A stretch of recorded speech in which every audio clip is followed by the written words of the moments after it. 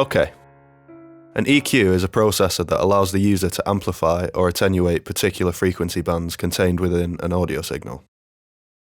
Equalisers are one of the most frequently used tools in audio production.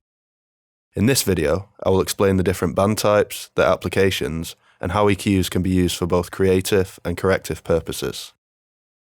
So to begin, every multiband equaliser will have a number of bands which you can use to attenuate or amplify a particular set of frequencies. In this example, we have 7 bands. Each band will have various types which you can select to make the band act in different ways. Here on Parametric EQ, we have low pass, band pass, high pass, band stop, low shelf, peaking, and high shelf. A low pass is designed for cutting off higher frequencies entirely.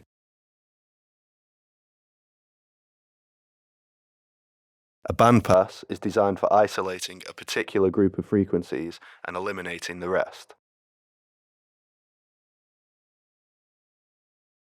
A high pass is used for cutting off low frequencies entirely. Band stops are for removing a very specific group of frequencies, as you can both see and hear. Low shelf is a band type that is usually used on the lowest band and will attenuate all frequencies below the band proportionally to each other. Peaking is the default for all bands in between the lowest and highest band and is used to isolate a particular group of frequencies and either attenuate or amplify them. High shelf is quite literally the mirror of low shelf, whereby all the frequencies beyond the band position will be affected proportionally to each other. Of course, there is also the ability to disable bands that are not in use too. Simple enough. Along with band types, we can also control what is known as the order. An EQ that is affecting a signal can also be referred to as a filter, and the steepness of the bands can be defined by selecting different filter orders. The orders are quite straightforward. They are described by the attenuation or cutoff of a specific amount of decibels per octave.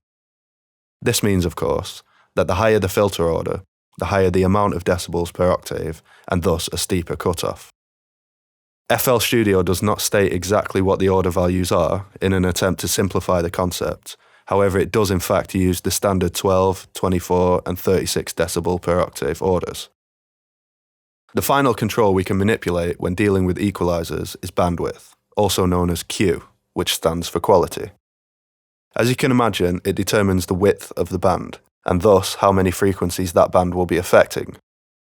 It can be tightened to affect a very small section of the frequency spectrum, or widened to do the opposite.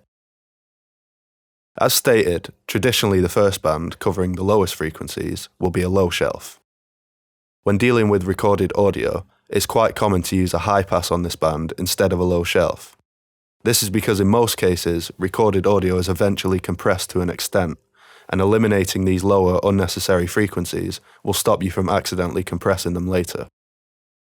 The high pass can be handy for removing things like hums and low-end rumbles from instrument amplifiers and fans.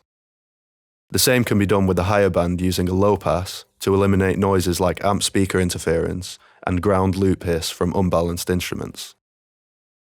Different band types and orders can be used not only to correct audio signals by removing artifacts, but can also be used creatively for things like filter sweeps. Have a look at part 2 of this series where I demonstrate in greater depth how to use EQ for different applications. In controlling Fruity Loop's Parametric EQ too, there are a few handy shortcuts you should know which may help you hone your skills. Firstly, you can easily scroll up and down whilst hovering over the band to change the bandwidth. Holding Alt and clicking on any band restores both its frequency and bandwidth to its original state. This does not affect the band type and the order.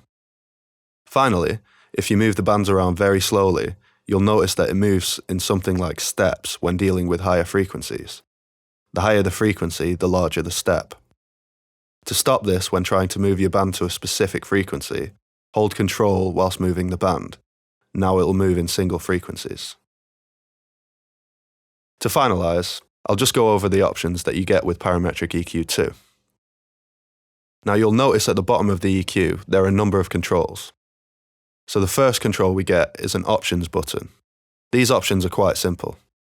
Lock spare state claims to lock the spare state so it cannot be overwritten with another state. We'll explore this more in part 2. High precision monitoring increases the EQ's ability to split individual frequencies for a more precise edit. Please note, this will add quite a bit of latency to your monitoring, so it won't monitor in real time, which can be a huge disadvantage, and that's exactly why I don't use it. The HQ button means that the EQ is using oversampling, which in short means that it removes the possibility for aliasing.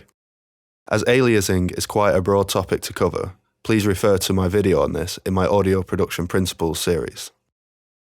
The little tick button to the right of the HQ is simply to show or hide the band tokens. Quite simple. Now next is the monitoring. Again, simple. You can choose to monitor your input, output, or neither. Now I monitor the output signal because I like to both hear and see how my EQ is affecting my signal.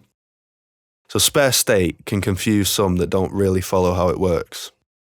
Put simply, this control is used for A/B referencing, or in other words, comparing two different states of the EQ with the ability to quickly switch between them.